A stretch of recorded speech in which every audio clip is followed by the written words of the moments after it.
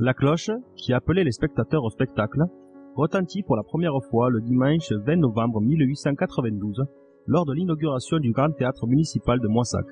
La représentation d'ouverture était donnée par la troupe Curini, qui s'était très honorablement acquittée de cette tâche. Dès 19 h, une foule stationnait devant les guichets, impatiente de pénétrer dans cette salle. Les distingués décorateurs bordelais, messieurs Artus et Loriol, avaient traité notre ville en amis, en lui envoyant des décors qu'enviaient des cités beaucoup plus importantes. Une toile décorative ornait le devant de la loge officielle. Le rideau s'était levé sur un prologue de notre directeur politique de l'époque, Camille Deltil, qui avait félicité chaudement notre architecte, M. Rouman, et ses humbles collaborateurs, les ouvriers qui avaient si bien exécuté ses plans. Ce petit bijou avait coûté à l'époque 7 737 francs. Le conseil municipal en avait fait une œuvre utile et aimée des Moissagais.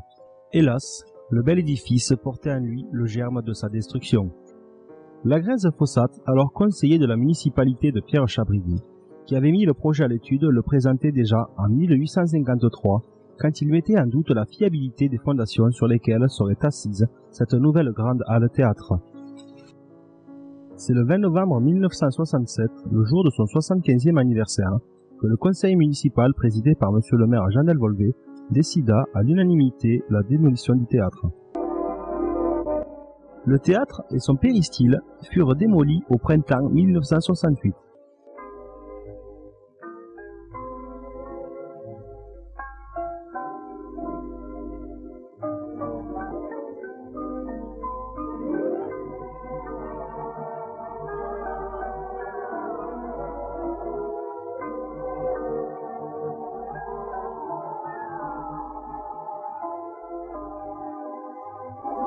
Toutefois, sa vétusté représentait un danger réel, et nos édiles prirent la sage décision de le démolir.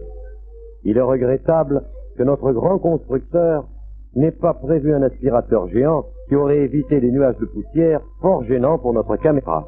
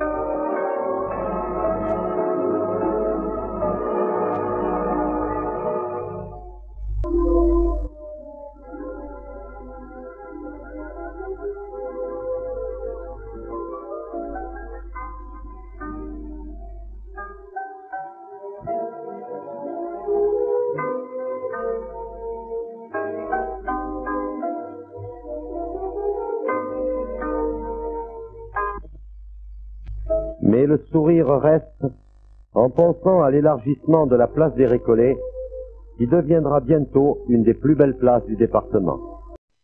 L'intérieur de ce qui fut autrefois un joli petit théâtre à l'italienne, avec son parterre, ses loges, ses 3 galeries semi-circulaires et ses inoubliables souvenirs,